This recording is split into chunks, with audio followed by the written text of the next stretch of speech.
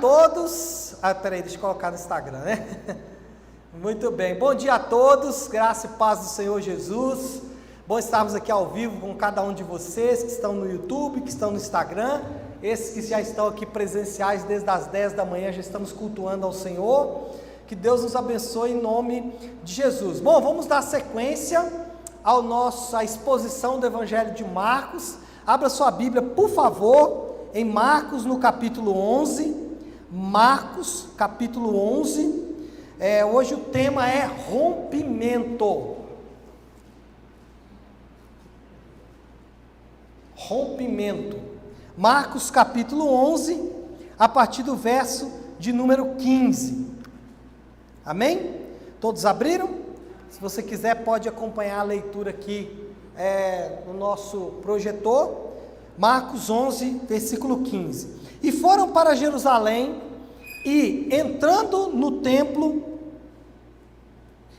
ele no templo, passou a expulsar os que ali vendiam e compravam. Derribou as mesas dos cambistas e as cadeiras dos que vendiam pombas. Não permitia que alguém conduzisse qualquer utensílio pelo templo, e também os ensinava e dizia: não está escrito, a minha casa será chamada casa de oração para todas as nações? Vós, porém, a tendes transformado em um covil de salteadores. E os principais sacerdotes e escribas ouviam essas coisas e procuravam um modo de lhe tirar a vida, pois o temiam, porque toda a multidão se maravilhava de sua doutrina. Agora, versículo 27. Avance um pouco aí, vá para o versículo 27. Então regressaram para Jerusalém, e andando ele pelo templo, vieram ao seu encontro os principais sacerdotes, os escribas e os anciãos, e lhe perguntaram: com que autoridade faz essas coisas? Ou quem te deu tal autoridade para as fazeres? Então Jesus respondeu: eu vos farei uma pergunta, respondei-me, e eu vos direi com que autoridade faço essas coisas. O batismo de João era do céu ou dos homens? Respondei. E eles discorriam entre si: se dissermos do céu, dirá então, por que não acreditastes nele? Se porém dissermos dos homens, é de temer o povo, porque todos consideravam a João como profeta. Então responderam a Jesus: não sabemos. E Jesus, por sua vez, lhes disse: nem tampouco vos digo com que autoridade faço estas coisas. Amém? Até aí, vamos orar? Senhor nosso Deus, Tu és o nosso Pai Celestial amado, Tu és santo, justo, amoroso e bondoso, a quem nós tributamos toda a honra e toda a glória. Pai, nesta manhã nós pedimos que o Santo Espírito do Senhor ilumine essa palavra no nosso coração. Sabemos, meu Pai, que se o Senhor não abrir o nosso entendimento, nós não conseguiremos ter revelação daquilo que o Senhor está querendo nos ensinar aqui. Que nós possamos ser fiéis, Pai, na exposição desse texto, e que possamos ser fiéis na aplicação da Tua palavra. Ajuda-nos, assim nós pedimos, em nome do Teu Santo Filho Jesus. Amém.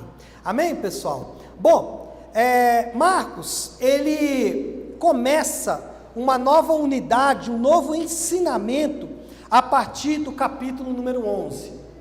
Se você se lembrar, a partir do capítulo 11, Marcos está relatando os últimos acontecimentos da vida de Jesus.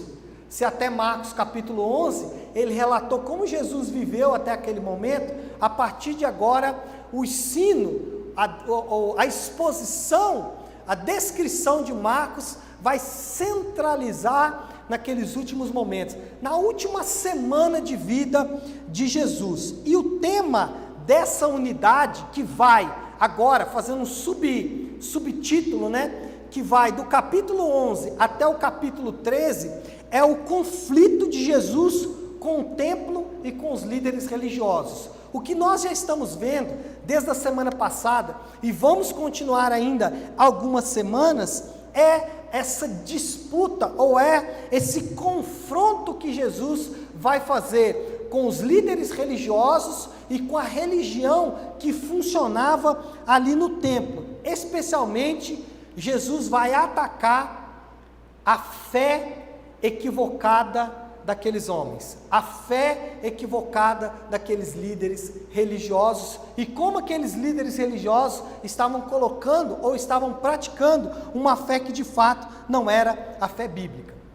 Quando a gente olha para o templo, com toda a sua grande, para o templo, com a sua imensidão, quando a gente olha para o templo e percebe que a partir do templo, quem estava no templo tinha uma visão privilegiada, tanto de Jerusalém como do Monte das Oliveiras. Se você pegar a geografia de Jerusalém, você vai perceber que Jerusalém foi construída numa encosta, e o templo ficava no lugar mais alto dessa encosta. E quem estava no templo, ele não só via Jerusalém, como também via o Monte das Oliveiras. O templo com toda essa magnitude, mas principalmente o templo, com a sua relevância histórica para todo judeu, com a sua relevância histórica para mim e para você, nós já, não todos nós, mas alguns de nós já fizemos exercícios de escola dominical, ou até do nosso curso de crescimento aqui da Escola da Nave. A gente já fez a maquetezinha do templo, então muita gente já conhece o templo tem uma relevância histórica muito grande, mas também o templo tem uma relevância teológica muito grande. Então, quando a gente fala do templo, o templo se transforma no lugar perfeito, o templo se transforma no lugar onde inevitavelmente Jesus teria que ir para demonstrar toda a sua autoridade messiânica. O templo, com todas essas características que eu falei, era o lugar ideal para o Messias apresentar toda a sua autoridade. Mas, ironicamente, as demonstrações de autoridade magistrais e soberana de Jesus causou o rompimento com o templo e com o sinédrio. Sinédrio, que era o maior símbolo de autoridade da nação de Israel.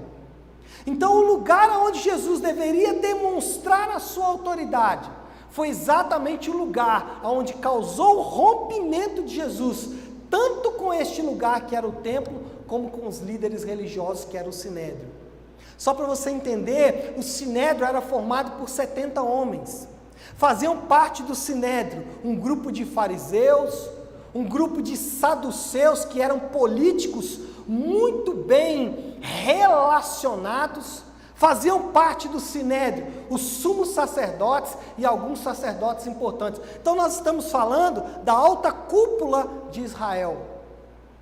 Nós estamos falando do lugar, o templo, de maior relevância histórica e teológica para Israel. Estamos falando do grupo de pessoas que compunham as pessoas mais relevantes para a nação de Israel. E quando Jesus demonstra a sua autoridade, há um rompimento, tanto com o sinédrio como com o templo. E esse rompimento com o sinédrio e com o templo abre uma janela, abre uma oportunidade de nós compreendermos a autoridade de Jesus. E o nosso objetivo nessa manhã será analisar, olhar e tentar entender como estes rompimentos, qual é o impacto desses rompimentos na história da redenção e quais as implicações esses rompimentos produziram para o povo de Deus. Então, o que nós vamos fazer aqui nessa manhã? Vamos olhar para esses dois rompimentos, o rompimento com o templo e o rompimento com o sinédrio, e perceber quais são as implicações, porque quando a gente lê essa história, a gente pensa em uma história lá do passado, mas de fato, o que essa história lá do passado, o que Jesus fez ao romper com o templo, quais as implicações que isso tem para mim e para você? O que Jesus fez rompendo com o sinédrio, quais as implicações que isso tem para mim e para você. Então nessa manhã basicamente o que a gente vai fazer é isso, tentar analisar o que esse rompimento trouxe e quais as implicações que temos. Para isso vamos abordar basicamente 2 pontos. Primeiro, o rompimento com o templo. Segundo, o rompimento com o sinédrio. Quando a gente fala de rompimento com o templo, eu vou entrar mais em detalhes, mas só para você entender, o templo era o lugar onde Deus estava. Você lembra que tinha lá o Santo dos Santos? Você lembra que lá tinha uma cortina e que só o sumo sacerdote podia entrar na presença de Deus? Então, o templo era um lugar de acesso a Deus. Quando Jesus rompe com o templo, ele está dizendo, nós temos agora um novo e vivo caminho. E quando ele rompe com o sinédrio, o que ele está rompendo? Ele está rompendo com a fé equivocada, a fé que tem como centro o homem. Então quando a gente fala em rompimento com o sinédrio, nós vamos falar do rompimento de uma fé falsa, uma fé centrada no homem. Bom, vamos começar então, falando aí do rompimento com o templo. Eu quero destacar 2 versículos, o 15 e o 17. O 15 diz o seguinte: foram para Jerusalém, e entrando ele no templo, passou a expulsar os que ali vendiam e compravam. Derribou as mesas dos cambistas e as cadeiras dos que vendiam pombas. Agora versículo 17. Também os ensinava e dizia, não está escrito, a minha casa será chamada casa de oração para todas as nações, vós porém tendes transformado em covil de salteadores. Irmãos, eu não sei vocês, mas toda vez que eu leio esse texto, eu tenho uma impressão muito ruim. Eu tenho uma sensação assim de algo muito forte da parte de Deus. Especialmente quando ele fala, vocês têm transformado a minha casa em covil de salteadores. Vamos entender isso melhor. Quando Jesus chega em Jerusalém, de forma triunfal, montado em um jumentinho, ele vai direto ao templo. Quando ele chega no templo, ele não é recebido por ninguém. Os sacerdotes não recebem, os homens importantes não recebem, nem as pessoas sabem quem ele é. Se você ler aí, o versículo 12 vai falar exatamente isso, que ele foi para o templo e depois eles voltaram para Betânia. Só que quando Jesus foi ao templo, ele fez as suas devidas observações. No outro dia, quando ele volta ao templo, ele promove uma verdadeira limpeza na casa de Deus. E antes disso, ele vai passar pela história da figueira. Você lembra da figueira sem frutos? Você lembra da figueira estéril, que é uma religião estéril? Nós falamos isso semana passada.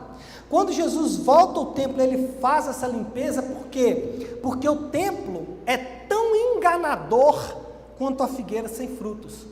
Assim como a figueira era bonita, era bela, cheia de cerimônias, mas não tinha frutos, o templo também era um lugar bonito, pomposo, mas sem presença de Deus. Apesar de muita atividade religiosa ali no templo, pessoas vendendo, pessoas comprando, pessoas entregando os seus sacrifícios, pessoas orando, pessoas fazendo de tudo que você possa imaginar, o propósito do templo, que era ser a casa de oração para todas as nações, havia se transformado pelo comércio em um covil de salteadores. O templo, que tinha o propósito de ser o lugar da habitação de Deus, tinha se transformado em um verdadeiro mercado livre, em uma praça de negócios, onde o lucro havia substituído o relacionamento com Deus. O templo perdeu o seu propósito de ser. O templo perdeu o seu propósito inicial, que era aproximar as pessoas de Deus, ser um lugar de oração e de meditação. O propósito inicial do templo era que fosse um lugar onde as pessoas pudessem se achegar a Deus, onde as pessoas tivessem acesso a Deus, onde as pessoas pudessem fazer as suas orações e meditar na palavra de Deus. Mas Deus havia sido substituído por uma cultura mercantil, uma busca desenfreada pelo dinheiro, onde Mamon tinha tomado o lugar de Deus, e como consequência, as pessoas estavam se afastando de Deus. Tristemente, estamos vendo com os nossos próprios olhos a história se repetindo. Tristemente, nós estamos vendo nos dias de hoje o que aconteceu ali, a casa de oração para todas as nações, sendo transformada em um lugar de ladrões. Estamos vendo isso se repetir. E o reverendo Hernandes Dias Lopes põe o dedo na ferida. Ele diz o seguinte: hoje vemos ainda igrejas se transformando em empresas particulares, o púlpito em um balcão, o templo em uma praça de barganha, o evangelho em um produto e os crentes em consumidores. Precisamos fazer uma limpeza na casa de Deus de tudo aquilo que não faz parte do culto ao Senhor. E eu tenho uma tendência a concordar com o reverendo. Eu tenho uma tendência a concordar com ele. Diante desse quadro tenebroso, onde o templo havia se transformado literalmente nesse balcão de negócios, Jesus protestou com veemência. Jesus protestou com atitude física brutal e com uma pregação que é, no mínimo, desafiadora. E essa pregação chamou a atenção dos poderosos do Sinédrio. Jesus, ele fez algo tão importante, tão veemente, tão brutal, tão desafiador, que o Sinédrio precisou sair da sua zona de conforto. Embora o que Jesus tenha feito ali no templo seja comumente chamado de purificação, o que Jesus fez de fato vai além disso. A atitude de Jesus atacou o templo como instituição. A atitude de Jesus atacou o templo como lugar de adoração. E o que Jesus fez não foi só uma purificação, Jesus promoveu a dissolução do templo. Ele dissolveu o templo, ele acabou com o templo, ele tornou o templo sem sentido.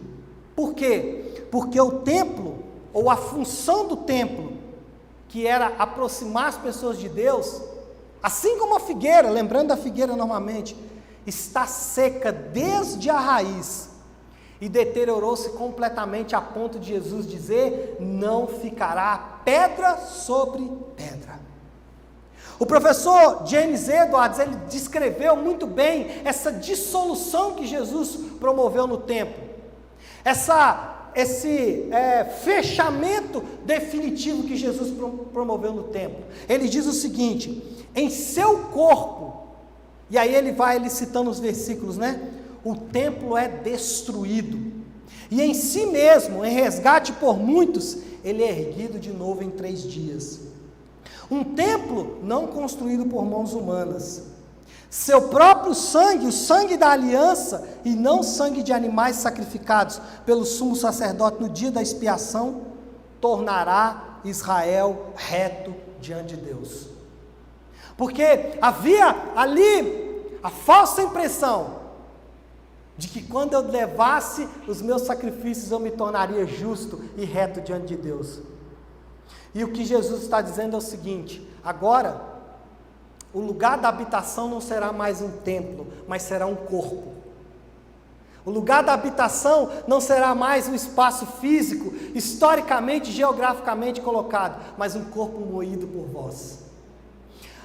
A justiça não está mais nos animais mortos, mas em um sangue derramado. Essa é a dissolução que Jesus estava promovendo. Tudo isso representa a dissolução e a reordenação do templo como forma de aproximar-se de Deus. Agora, somente por meio de Jesus e sua morte sacrificial na cruz é que podemos ter acesso a Deus. Jesus está dizendo o seguinte: antes vocês tinham acesso a Deus pelo templo e toda a sua cerimônia de aproximação, mas agora vocês vão se aproximar de Deus por mim mesmo. Agora eu deixo para trás o templo como lugar de aproximação, eu deixo para trás o templo como lugar de se achegar a mim, eu deixo para trás o templo como um vivo caminho, como um caminho para se aproximar de Deus, e eu estabeleço a minha própria vida, o meu corpo moído, o meu sangue derramado, como um novo e vivo caminho. Então eu vou dissolver o templo não faz mais sentido, há um rompimento com o templo. O templo perdeu o seu propósito. O templo é como uma figueira sem frutos. O templo não tem mais o objetivo de aproximar as pessoas de Deus, mas o templo está afastando as pessoas de Deus. Então vocês precisam de um novo e vivo caminho, e esse novo e vivo caminho sou eu. Por isso ele disse: eu sou o caminho. Por isso a Bíblia diz que não há como se achegar a Deus a não ser por Ele. Por isso que a Bíblia diz que agora nós temos acesso ao trono da graça por Ele. Bom, para entender isso melhor, nós precisamos voltar um pouquinho na história. Vamos ter que voltar lá no Éden. O que aconteceu no Éden? Os primeiros seres humanos, eles escolheram viver à parte de Deus. Porque quando Deus disse para Adão e Eva para não comer da árvore do conhecimento do bem e do mal, Ele nunca disse que o homem não teria acesso ao conhecimento do bem e do mal. Ele disse que ele não teria acesso ao conhecimento do bem e do mal por aquela árvore. Aonde o homem devia buscar o conhecimento do bem e do mal? Em Deus. Então o que aconteceu ali foi que o homem deixou Deus e passou a viver por si próprio. Eles começaram a construir as suas vidas em outras coisas, como nós fazemos hoje. Construímos as nossas vidas em coisas como poder, como status, como dinheiro, como aplausos. Pessoas constroem suas vidas baseadas na família, no sexo. É a mesma ação que Adão teve no Éden, construir a sua vida à parte de Deus. Eu abri o culto falando que a nossa alegria é maior do que aqueles que têm dinheiro, poder, status, aplauso, família e sexo. O que aconteceu é que eles começaram a permitir que estas coisas, que são em suma coisas boas, mas eles começaram a permitir que estas coisas lhes proporcionassem sentido de vida. O sentido da vida deles era buscar essas coisas, o propósito de vida deles era buscar essas coisas, poder, status, aplauso, etc, etc. Eles começaram a buscar o significado da vida nessas coisas. E qual a consequência? Gravíssima. Quais as consequências de buscar fora de Deus coisas para nos trazer sentido, propósito e significado? Posso enumerar algumas: conflitos, violências, guerras, doenças, morte e, por fim, a morte espiritual. Tudo isso é consequência de viver uma vida à parte de Deus. Tudo isso é consequência de viver uma vida sem a presença de Deus, sem o próprio Deus para suprir o sentido, o propósito e o significado. O que aconteceu é que quando o homem começou a construir a sua vida à parte de Deus, o paraíso se perdeu. O paraíso teve o seu acesso fechado. Quando o homem começou a construir a sua vida nessas coisas, o acesso ao paraíso foi fechado. O caminho que leva ao paraíso foi fechado. Abra sua Bíblia em Gênesis capítulo 3. Gênesis capítulo 3, versículo 24, Deus, Ele é ainda mais incisivo quando Ele fala que esse caminho foi fechado. O que Gênesis 3 diz é o seguinte, falando sobre Deus: e expulsou o homem, né? Talvez faltou um aqui na minha Bíblia, colocou querubins ao oriente do jardim do Éden, e o refulgir de uma espada que se revolvia para guardar o caminho da árvore da vida. Ou seja, o caminho agora foi fechado por uma espada que ficava se revolvendo. O caminho do acesso ao paraíso agora estava fechado. O acesso ao lugar da habitação de Deus agora estava fechado. Uma espada que se revolvia estava ali guardando. Agora ninguém poderia passar. Ninguém poderia adentrar. O caminho de volta à presença de Deus estava sendo obstruído por uma espada que se revolvia. Passou que essa espada que se revolvia, Tim Keller vai dizer que essa espada é a espada da justiça divina. Tim Keller vai dizer que essa espada que ficava ali revolvendo é a espada da justiça, o fato de Deus ser justo. Por quê? Uma vez que resolvemos abandonar a Deus, uma vez que destruímos o nosso relacionamento uns com os outros, porque quando Deus questionou Adão, o que ele falou? A mulher que tu me deste, ele rompeu o relacionamento, e ainda hoje isso existe. Qual é a explicação de guerras, de violência? É porque estamos em guerra um com o outro. Quando nós resolvemos abandonar a Deus, nós destruímos o nosso relacionamento com o universo.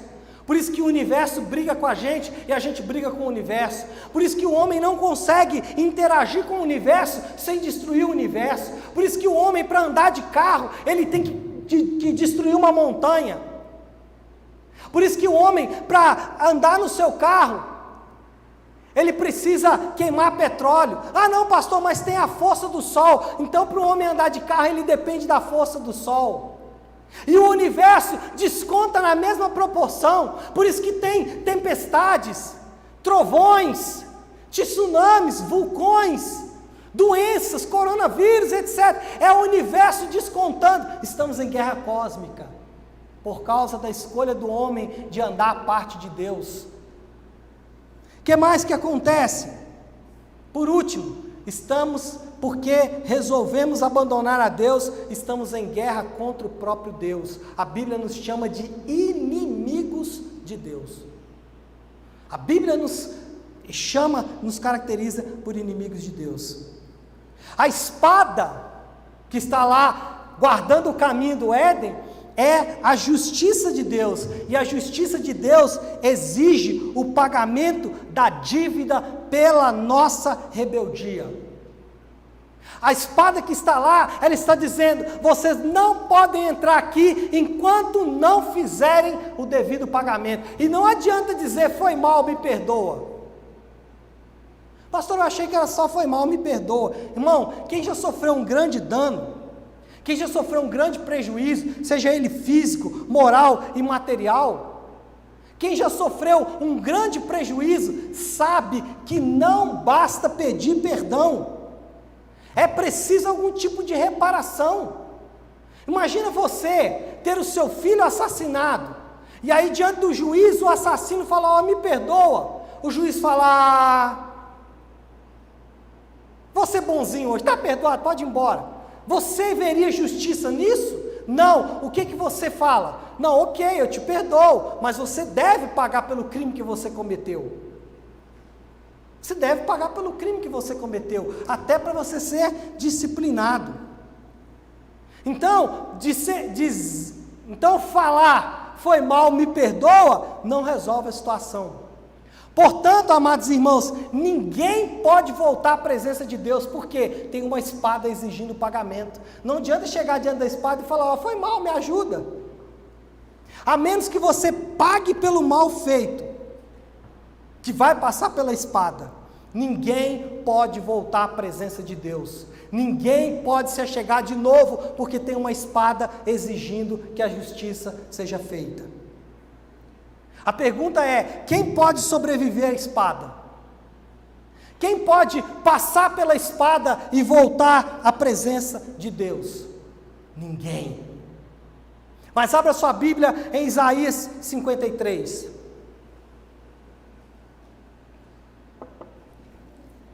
Isaías 53, versículo 5, diz assim: mas ele foi transpassado pelas nossas transgressões e moído pelas nossas iniquidades. O castigo que nos traz a paz estava sobre ele, e pelas suas pisaduras fomos sarados. Todos nós andávamos desgarrados como ovelhas, havíamos abandonado Deus, havíamos deixado Deus para lá, cada um se desviava pelo caminho, mas o Senhor fez cair sobre ele a iniquidade de todos nós. Versículo 8: por juízo opressor, esse é o juízo de Deus, o juízo opressor foi arrebatado, e da sua linhagem quem dela cogitou? Porquanto foi cortado da terra dos viventes, por causa da transgressão do meu povo, ele foi ferido, ele enfrentou a espada, ele falou: tem uma espada que exige o pagamento, eu enfrento a espada, eu passo pela espada, e agora ele pode dizer: venha, porque a espada já foi satisfeita. A justiça já foi feita. Jesus enfrentou a espada por mim e por você. A justiça de Deus foi satisfeita. E agora temos acesso à presença do Pai. Nunca mais, quando alguém disser para você assim, o novo e vivo caminho, né? Você nunca entendeu bem, né? Sabe o que é o novo e vivo caminho? Tem alguém estraçalhado no caminho, tem alguém moído no caminho, tem alguém morto no caminho, dizendo: pode passar, porque eu já satisfiz a justiça. Quando alguém falar: entre pelo novo e vivo caminho, entre chorando, porque alguém está no caminho dilacerado, porque ele enfrentou a espada por você e por mim.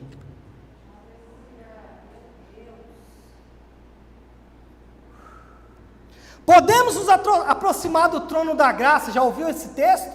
Os pastores pregam muito, né? Podemos nos aproximar do trono da graça, mas não de graça, pela graça. Porque a justiça cobrou um preço e foi alto. Alto. Irmãos, o templo perdeu o seu sentido. O acesso ao jardim foi reaberto.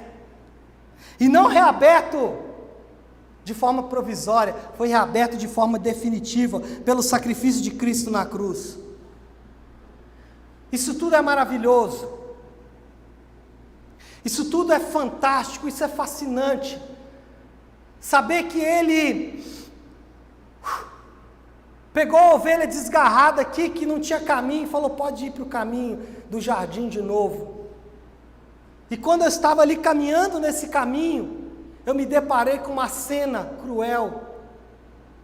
Um inocente moído, para que eu pudesse andar naquele caminho, que eu não tinha o direito de andar. Isso é maravilhoso, mas aí talvez surja assim: pastor, quais são os resultados práticos desse acesso? Para que eu tenho esse acesso livre diante de Deus? Para quê? O que eu vou fazer lá? Vou ficar lá adorando a Deus? Vou ficar lá... É só isso? Não, temos muitas aplicações. Eu quero pegar apenas uma nesta manhã para exemplificar, que é a nossa busca por mudar os nossos comportamentos. O novo e vivo caminho nos dá uma nova motivação para mudar os nossos comportamentos. Como é isso, pastor Léo? Bom, em nossa sociedade marcada pelo mercantilismo, irmãos, a gente não percebe o quanto nós somos mercantis. Tudo que nós fazemos é a base de troca, de escambo. Essa é a nossa sociedade. A nossa sociedade, ela é construída em uma cosmovisão mercantil. A sociedade mercantil, as pessoas são chamadas à mudança de comportamento pelo medo de ser castigadas. Então as pessoas vão dizer para você assim: seja um bom homem, porque senão a sua família não vai ser boa. Seja um bom pai, porque senão o seu filho não vai ser um bom filho. Seja uma boa mãe, senão o seu filho não vai ser um bom filho. Seja um bom profissional, porque senão você vai ser demitido. Então você tem uma mudança de comportamento baseada no castigo. Mas pode ser pior, pode ser pelo orgulho. Seja um bom homem, porque isso vai honrar o seu nome, você vai ser bem aceito pelas pessoas da sociedade. Ou pode ser simplesmente por ganância. Mude o seu comportamento, porque só os homens prósperos têm os seus hábitos controlados por eles mesmos. Mude os seus hábitos se você vai prosperar. Vou dar um exemplo disso mais efetivo. Paulo Vieira, ele afirmou o seguinte: toda mudança nasce da decisão poderosa de não continuar com os mesmos hábitos e comportamentos. Você está disposto a pagar esse preço? E eu estou usando Paulo Vieira não porque tenho nada contra ele em específico, é só para mostrar a cosmovisão dessa era. Olha o que ele está dizendo: toda mudança nasce da decisão poderosa de não continuar com os mesmos hábitos e comportamentos. Você está disposto a pagar esse preço?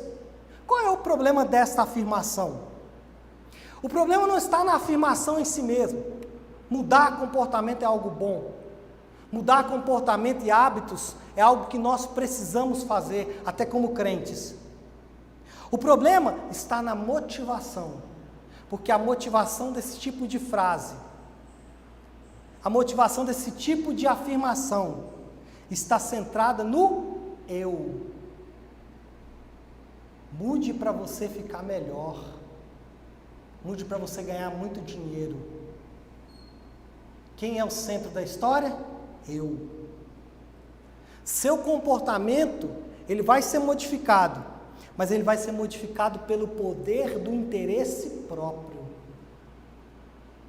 O seu comportamento vai ser modificado, mas apenas para satisfazer você mesmo. Irmãos, é típico das pessoas incentivar a mudança dessa forma. Talvez você já fez isso, eu já fiz isso centenas de vezes. Os meus aconselhamentos, até como pastor, até em pregação, eu já incentivei a mudança de comportamento para o interesse próprio. Basicamente, esse tipo de afirmação está dizendo o seguinte: você precisa fazer isso para voltar ao paraíso. Se você fizer isso, ou voltando para a frase dele, é uma decisão poderosa. Se você fizer isso, o acesso ao paraíso vai estar aberto novamente. Se você se comportar dessa forma, o paraíso estará te esperando. E como eu disse, irmãos, eu citei aqui o Paulo Vieira, mas eu poderia citar até nomes do púlpito que vão incentivar você a uma mudança de comportamento baseado no seu interesse próprio. Qual é o problema? O problema é que nesse caso, as pessoas estão usando Deus como um meio de alcançar os seus objetivos. As pessoas estão usando Deus, ou extraindo segurança e aceitação da força de vontade. Estão extraindo aceitação, estão extraindo o novo e vivo caminho pelo desempenho religioso. Estão extraindo o caminho de volta a Deus pela sua moralidade, ou até pela sinceridade, que são coisas boas, mas com a motivação errada. Ou seja, o que esse tipo de afirmação está fazendo? Está usando os impulsos egocêntricos do coração, mas não são motivados pelo amor a Deus. Na verdade, é um jeito de usar Deus para os seus benefícios próprios. O que você ganha com aquele tipo de afirmação, com esse tipo de pensamento? Autoestima, prosperidade e aceitação social. A base, a motivação para a sua mudança de comportamento, a motivação para a sua mudança de hábitos, é interesse próprio. É para que as pessoas olhem para você e falem: olha, como você é bom, hein? Ou para que você ganhe muito dinheiro para satisfazer os seus desejos pessoais. Ou, em grande medida, para a sua própria autoestima. Como eu sou bom, hein? Olha, mudei o meu comportamento, parei de fumar. Eu falei que ia parar e parei mesmo. Eu não falei que ia parar de fumar? Parei mesmo. Olha aí como eu sou. Usando Deus para os seus próprios objetivos.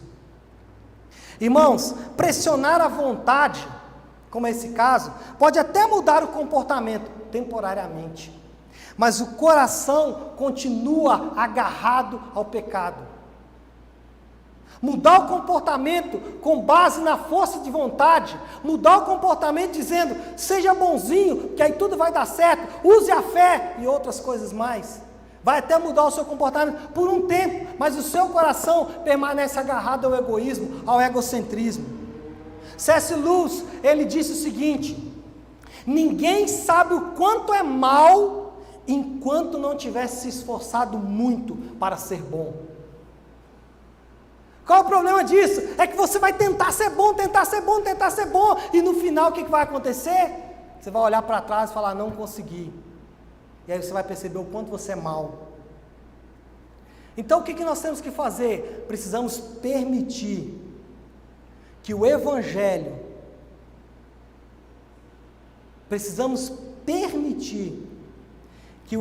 se aprofunde até mudar as perspectivas e os fundamentos de nossas motivações. A frase em si não há nada errado. O que está errado é o filho feio que vai nascer dela. A motivação para a sua mudança de comportamento. O que precisamos fazer é permitir que o Evangelho se aprofunde. É permitir que a imagem do Cordeiro de Deus sangrando no caminho, para que eu possa chegar ao paraíso, possa refletir na nossa mente. Ou seja, mudamos o nosso comportamento por amor àquele que morreu por nós e que sofreu na cruz exatamente por causa dos nossos comportamentos egoístas. Eu vou mudar o meu comportamento, não para alcançar prosperidade, aceitação ou autoestima. Eu vou mudar o meu comportamento, porque o Cordeiro de Deus foi triturado pela espada, exatamente por causa desse comportamento. Como eu posso continuar com esse comportamento, se eu sei que o Filho de Deus foi transpassado? Por isso que a figura de linguagem de Isaías é forte. Ele fala de pisaduras, por isso que ele fala de transpassado, moído, porque ele quer dar exatamente a motivação que você precisa. Então a motivação que eu e você precisamos para mudar o comportamento, não é o que eu vou alcançar ao atingir aquele comportamento, não é como eu vou ser bom ao atingir aquele comportamento. Eu mudo de comportamento porque o Cordeiro enfrentou a espada, porque o acesso foi garantido. Agora eu tenho acesso, e eu não tenho um acesso gratuito, eu tenho um acesso que custou um preço alto. Então como eu posso continuar com os mesmos comportamentos, sendo que esses comportamentos levaram o Cordeiro para a espada? E aí eu mudo os meus comportamentos por causa do acesso. Eu não vou ser um bom pai, porque senão o meu filho vai ficar bom ou ruim. Eu vou ser um bom pai, porque ele foi transpassado pelas minhas transgressões. Eu vou ser um bom marido, porque ele foi moído pelas minhas iniquidades. Eu vou ser um bom membro da igreja, não para que eu ocupe as melhores posições da igreja, não. Eu vou ser um bom cristão, porque ele enfrentou a espada.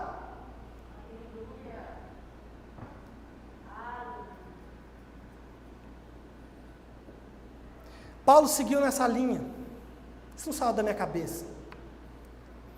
Paulo usou essa motivação em todo o seu ministério. Começa a perceber isso. Ele usou isso para ressaltar a generosidade dos crentes de Corinto. Nós vamos ver em 2 Coríntios. Você vai passar por lá, 2 Coríntios capítulo 9. 2 Coríntios capítulo 9. Paulo vai incentivar os crentes a serem generosos. Por quê? Porque o Cordeiro foi moído. Paulo vai incentivar a que nós deixemos os desejos carnais, lá em Tito capítulo 2, porque ele foi moído. Mas o texto mais conhecido está em Efésios capítulo 5, abra sua Bíblia. Eu estou 3 minutos atrasado, tenha paciência aí comigo. Efésios capítulo 5, diz assim, versículo 25, maridos, amai vossa mulher. Se fosse Alguns púlpitos modernos, ele ia dizer: ame a sua mulher, porque aí você vai ser próspero.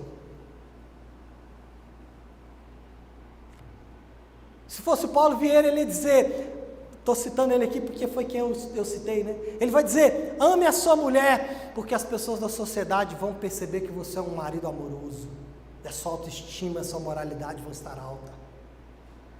Ou alguém pode dizer: ame a sua mulher, porque aí ela vai te amar de volta. Sabe o que Paulo falou? Ame a sua mulher, como Cristo amou a igreja, e a si mesmo se entregou por ela. Ame a sua mulher, porque Cristo fez o mesmo pela esposa dele. Ame a sua mulher, não para que você ganhe os seus benefícios próprios, mas para que você fique parecido, para que você se identifique com aquele que morreu por você. Ame a sua mulher, porque as pessoas vão olhar e vão dizer: ali há alguém que ama a sua mulher como Cristo amou a igreja. A motivação que Paulo está chamando é a motivação da morte. É diferente do que nós temos visto por aí. Irmãos, o Evangelho nos leva a agir corretamente, não por nós mesmos, e sim por Cristo. O Evangelho nos leva a agir como pessoas, ou ter comportamentos e hábitos saudáveis, não por nós mesmos, mas por Ele. Por Ele. E nós deveríamos ser as pessoas mais motivadas da terra. Porque a minha motivação não é ficar com um corpo bonito, mas é cuidar do templo que o Senhor me deu, ou o templo que o Senhor habita, o corpo que Ele me deu, que eu vou passar com Ele muitos anos ainda, além dos anos na terra, o período do milênio, é um corpo glorificado, mas é esse aqui mesmo, que vai ser modificado pela glória. As pessoas são motivadas, irmãos. Tem gente que acorda às 6 da manhã para fazer live,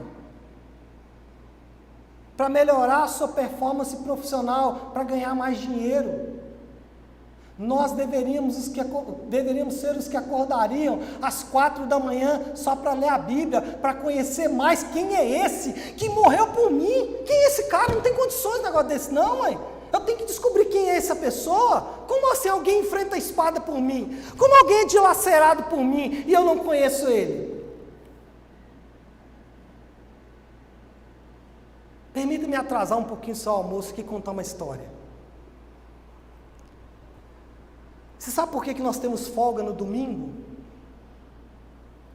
Por causa da igreja. Porque no império não tinha folga. Você trabalhava e ganhava pelo seu dia. Então, se você não quisesse trabalhar no domingo, ok, mas não tem dinheiro. Qual o problema? É passar fome. Não tinha um dia de folga. Então, como que a igreja reunia, pastor Léo? No primeiro dia da semana, vocês lembram que Paulo falou em 1 Coríntios 16? No primeiro dia da semana, recolha as ofertas, nós lemos aqui. Sabe o que eles faziam? Eles acordavam no meio da madrugada, iam todos para a igreja, mas não tinha lugar para se reunir. Às vezes uma casa, mas quando não tinha casa para se reunir, ou quando eles queriam fazer um culto mais avivado, sabe o que eles faziam? Eles iam para os mausoléus. Eles iam lá onde estavam os ossos dos mártires, nas catatumbas, às 3, 4 da manhã, e cultuavam o Senhor. Acabava o culto 6 da manhã, o sol estava nascendo, eles pegavam a sua marmita e iam para o trabalho. Depois você lê Atos, e você vai encontrar um padrão. Todos os dias perseveravam, porque eles queriam saber quem é aquele que morreu por mim, eu tenho que conhecer melhor, me conta a história desse homem. Não, ele enfrentou a espada por mim, ele foi transpassado, moído pelas minhas transgressões, o castigo que me traz a paz estava sobre ele. Quem é ele? Mas você vai ter que ir às 3 da manhã? Não, não importa, não importa. Por isso que Jesus diz que os filhos das trevas são mais ligeiros que os filhos da luz. E muito disso é porque a gente não conhece quem nos amou primeiro. Que amor é esse? É o amor que vai me fazer gastar a minha vida. Toda a motivação que eu preciso está no nome de Jesus.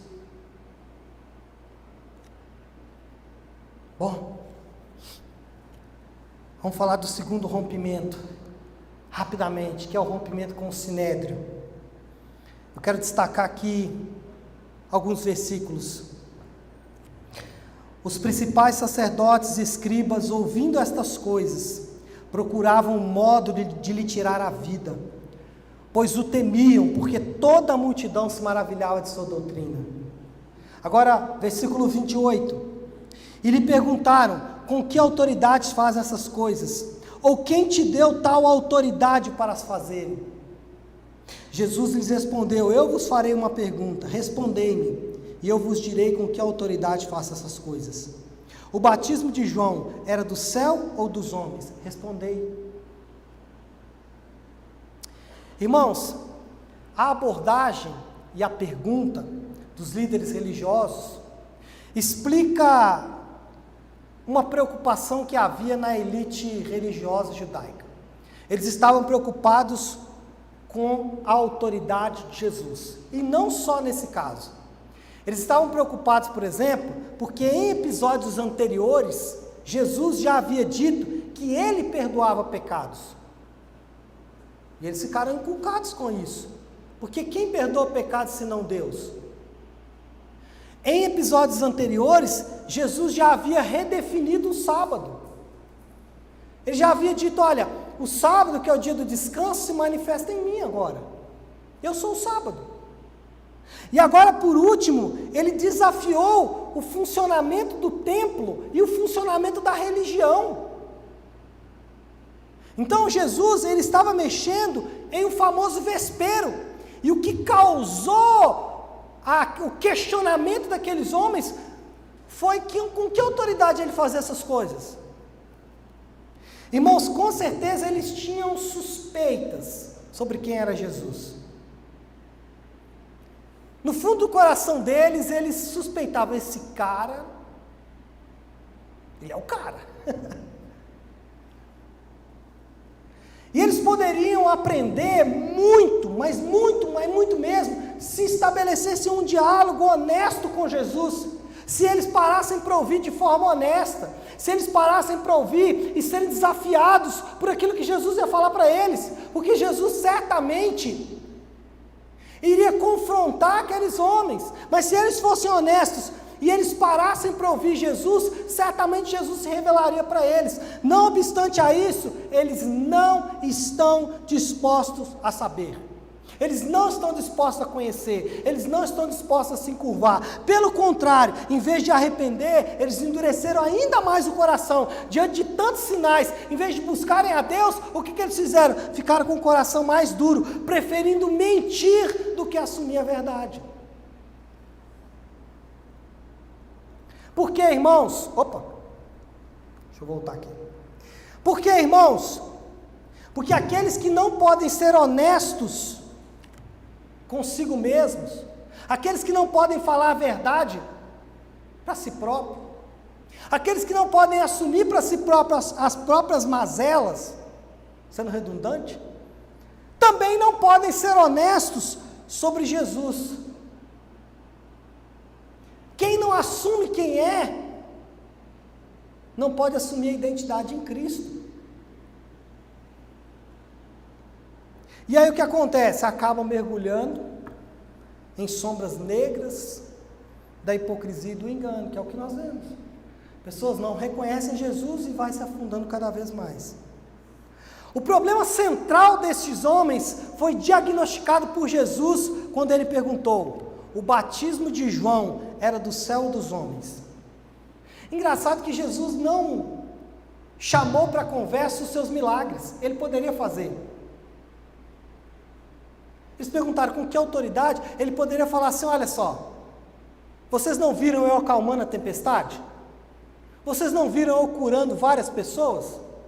Quem tem prerrogativas de cura, ou quem tem prerrogativas sobre a natureza? Deus. Então, a minha autoridade é Deus. Mas olha como que Jesus foi no centro da questão.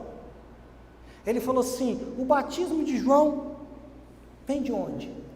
Por quê, irmãos? Porque a função principal e primária de João Batista era o quê? Preparar o caminho para aquele. Qual era a função principal de João Batista? Anunciar aquele que havia de vir depois dele. A principal tarefa de João era dizer: eis o Cordeiro de Deus que tira o pecado do mundo, como de fato ele o fez. A religião, seja ela qual for, nesse caso aqui a religião oficial, a religião poderosa, a religião cheia de prestígio, é um vácuo, é sem sentido. A religião, qualquer ela que seja, a própria religião protestante, o protestantismo, ela é um vácuo. O fato de você frequentar uma igreja é um vácuo, não tem sentido, a não ser que esteja centrada em Jesus, o Filho de Deus.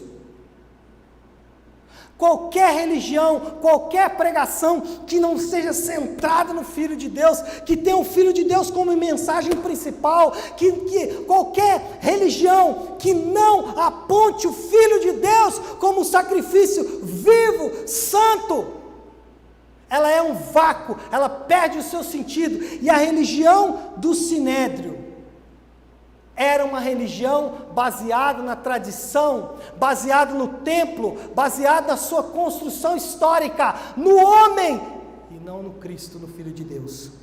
Em resumo, o problema que deveria ser reconhecido pelo Sinédrio era o objeto da fé. Eles confiavam na religião, eles confiavam no que eles faziam. Eles confiavam, como muitos confiam, na própria fé. Você já viu frases: crê em Deus e tudo vai mudar. Tenha fé e tudo vai mudar. De fato, Jesus nunca disse isso. Jesus sempre disse: tenha fé em mim. Eu sou o objeto. E o problema daqueles homens era a fé tacanha, manca, quebrada. O culto no templo era centrado no homem. O culto no templo tinha um homem como objetivo central: perdoar os pecados do homem, prosperar os homens ricos, que eram os pertencentes ao Sinédrio. O culto no templo era marcadamente religioso. Por quê? Porque ele ressaltava o homem e deveria mudar para a fé em Jesus como Filho do homem. Ali estava sendo travada uma batalha entre a fé e a razão, e a emoção e a imaginação. Quando Jesus questiona aqueles homens, ele está impondo ali uma guerra entre a razão daqueles homens, porque tudo que eles viram, não há como não reconhecer que Jesus era o Filho de Deus, mas a emoção daqueles homens o estavam afastando de Deus. E essa é a nossa batalha, todos os dias. Uma fé racional, que é baseada no Filho de Deus. O que é uma fé racional baseada no Filho de Deus? Ela tem um objeto definido e uma mensagem definida. O objeto não é você e a mensagem não é a prosperidade. O objeto é o Filho de Deus e a mensagem é como ele viveu, morreu, ressuscitou e voltará. Toda fé que não tenha, toda mensagem de fé que não tenha estes elementos, é só sinédrio. É só sinédrio. Ali estava instaurada uma batalha, de um lado fé e razão, do outro lado emoção e imaginação. Muitas pessoas acham que existe uma batalha entre fé e razão, de fato não existe. O que existe é uma batalha entre razão do lado de cá. Está muito claro para mim quem é o Filho de Deus, mas as minhas emoções me travam. C.S. Lewis, ele ilustrou essa guerra de forma muito vívida, no seu livro Cristianismo Puro e Simples. Ele disse o seguinte: imagine, por um lado, que a razão de uma pessoa decida fazê-la converter-se ao cristianismo. Posso dizer o que acontecerá com esse indivíduo que resolveu, pela sua razão, aceitar Jesus como Filho de Deus, crer em Cristo pela fé. Ele vai dizer: posso dizer o que acontecerá com esse indivíduo nas semanas seguintes. Chegará um momento em que haverá más notícias. Isso acontece com a gente?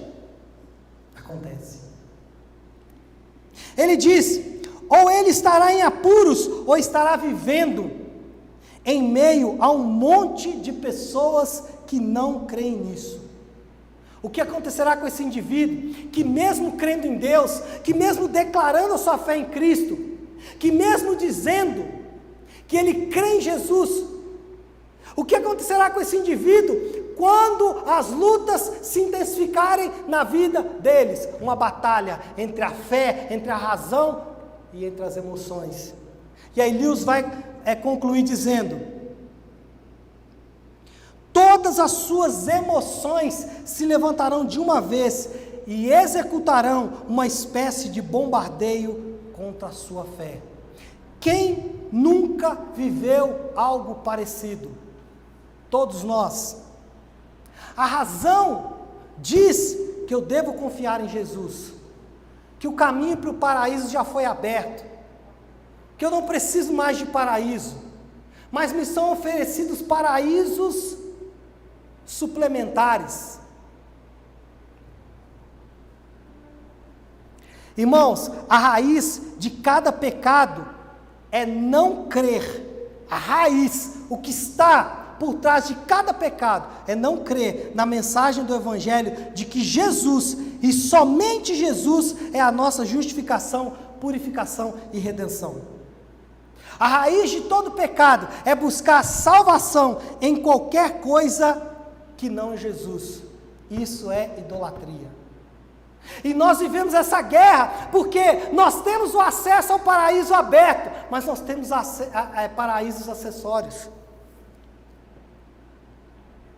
Os componentes do Sinédrio estavam buscando aceitação e salvação neles mesmos e em sua religião.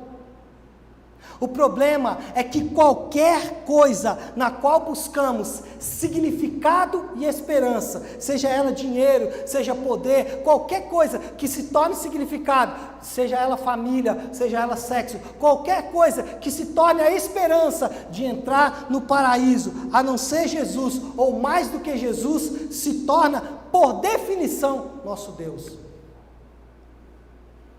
Qualquer coisa que me prometa um caminho para o paraíso, além do caminho novo e vivo estabelecido pelo Cordeiro, qualquer coisa que me ofereça satisfação e significado de vida, que esteja fora de Jesus Cristo, se torna um ídolo. E a religião oferecia para aqueles homens do Sinédrio exatamente o seguinte: busque na religião que vocês terão um caminho. Ou busque na fé a solução de todos os seus problemas. Qual é o problema disso, irmãos? É que essas coisas podem até ser boas, como família, por exemplo. Já estou acabando, calma. Como realizações. Pode ser coisas boas como trabalho, por exemplo. Pode ser coisas boas como ministério, por exemplo. Todas essas coisas que eu falei são boas. Família. realizações, trabalho, ministério, tudo isso é bom. O problema é que quando nós transformamos essas coisas em fundamentais, o problema é quando a gente não consegue se ver fora disso. E quando essas coisas estão fundamentais, quando elas falam, pode vir aqui, agarre a sua família, porque ao agarrar a sua família você vai chegar no paraíso. Qual vai ser o problema? Você vai caminhar, não vai encontrar o paraíso. As mesmas coisas que te ofereceram o caminho vão te derrotar. Por quê? Porque nós vamos ficar dependentes delas.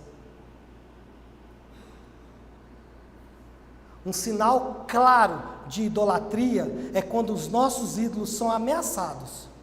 E quando perdemos eles, ficamos tristes e devastados. Você quer saber se você tem um ídolo? Perde ele.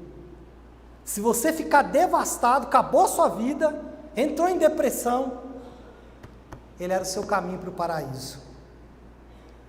E essa era a batalha do Sinédrio. Era a batalha do Sinédrio.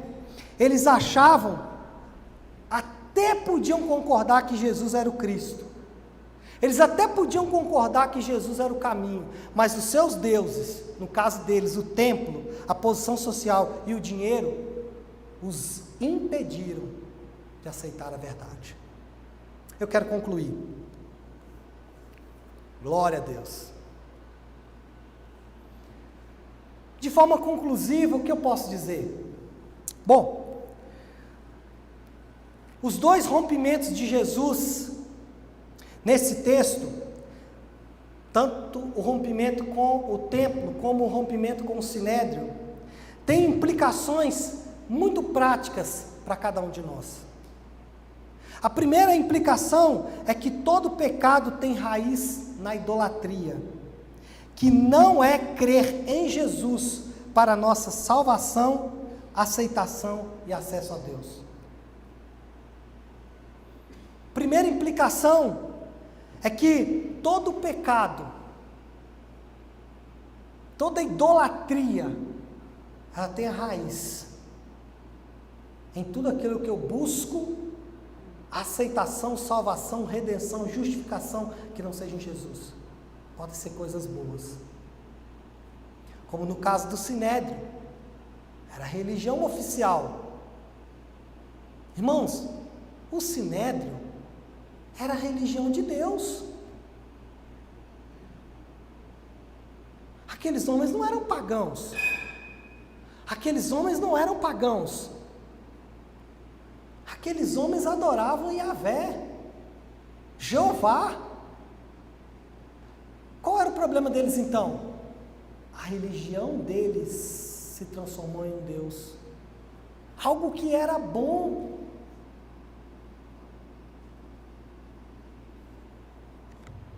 A menos que Deus seja o único caminho, a menos que Jesus seja o único caminho, a menos que a graça e a salvação de Deus seja a sua única tábua de salvação, você ainda está cultivando um ídolo. E podem ser coisas boas.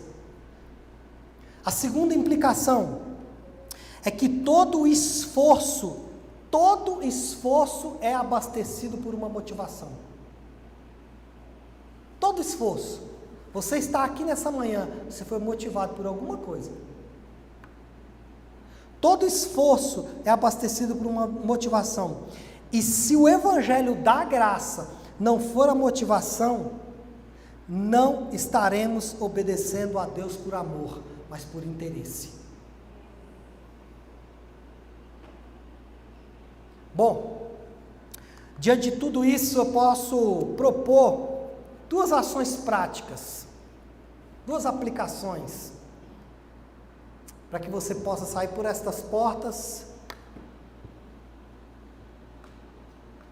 com a sua vida transformada, literalmente, como eu fui transformado ao estudar essa palavra. Primeira aplicação, na verdade é uma pergunta. Será que estamos obedecendo a Deus para receber coisas dele? Será que estamos obedecendo a Deus como caminho para alimentar os deuses do nosso coração? Será que você olha para Deus apenas como a vela que você acende para um santo? Será que Deus para você é apenas uma oferenda que você põe na esquina? Ai, pastor, nós não fazemos isso. Será que de fato não fazemos? Será que nós estamos usando Deus para receber coisas dele e transformando essas coisas em Deus? A pergunta que fica: qual a nossa motivação para a obediência? A proposta é que você mude completamente a sua motivação. É que tudo que você faça a partir de hoje, como os apóstolos nos ensinaram, quer comamos, quer vivamos, quer morramos, façamos tudo. Não sei se o texto é esse agora, estou confundindo aqui dois textos. Se vivemos, para o Senhor vivemos. Se morremos, para o Senhor morremos. Os apóstolos entenderam que nós estamos patinando. Irmãos, que tudo que nós venhamos a fazer seja para a glória dele. E não adianta você mentir para Deus, porque talvez você vai sair por aqui, por essas portas, e vai falar: não, eu faço tudo para a glória de Deus. Mas se de fato não for para a glória de Deus, eu tenho uma péssima notícia para você. Esse caminho que você está traçando, que não é o caminho da espada, que é, como ele mesmo disse, um caminho largo, talvez ele vai te levar para a perdição. Então hoje é uma manhã de exame profundo do seu coração, porque se as suas motivações mudarem, o pastor não vai precisar pregar para você ser um melhor crente, um melhor marido, uma melhor esposa, um melhor filho, um melhor pai. Não, eu quero ser. Por quê? Porque ele foi transpassado. A minha motivação é única. Eu quero encontrar esse que morreu no meu lugar. Eu quero ser parecido com ele. Porque ninguém tem amor igual a esse, a ponto de dar o seu próprio filho por pecadores. Eu quero esse tipo de amor. Segunda aplicação: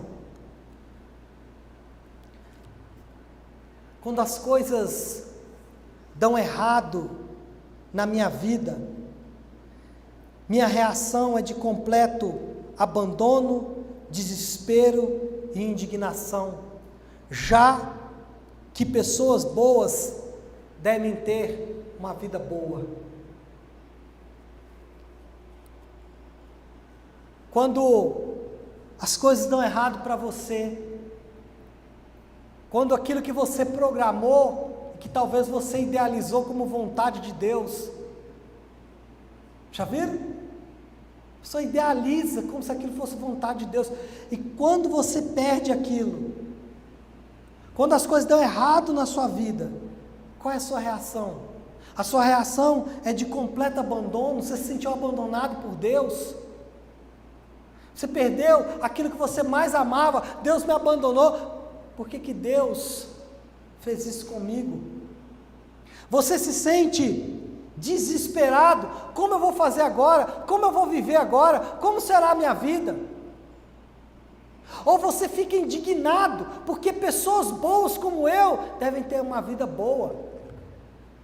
Pessoas honestas como eu devem ter uma vida boa. Esse era o coração dos membros do Sinédrio. Eles falavam assim: nós temos que obter as bênçãos de Deus, porque nós somos bons. Pastor, mas nós não fazemos isso, será? Quantas vezes você já ouviu alguém dizer para você assim: tenha fé em Deus, porque tem um milagre te esperando do outro lado? O que ele está dizendo para você? Você é uma pessoa boa, você tem fé, e pessoas boas, pessoas de fé vivem coisas boas. Não, irmãos, pessoas boas, pessoas de fé vivem coisas ruins. Também. Pode acontecer. Pessoas boas, pessoas de fé, podem passar por dias difíceis. Pessoas boas, pessoas de fé, podem ter os seus deuses arrancados. Para eles não importa. Porque eles têm um Deus de toda a terra. Eu quero encerrar com vocês que estão aqui comigo no YouTube, no Instagram. Que Deus os abençoe. Um ótimo final de semana e uma ótima semana a todos.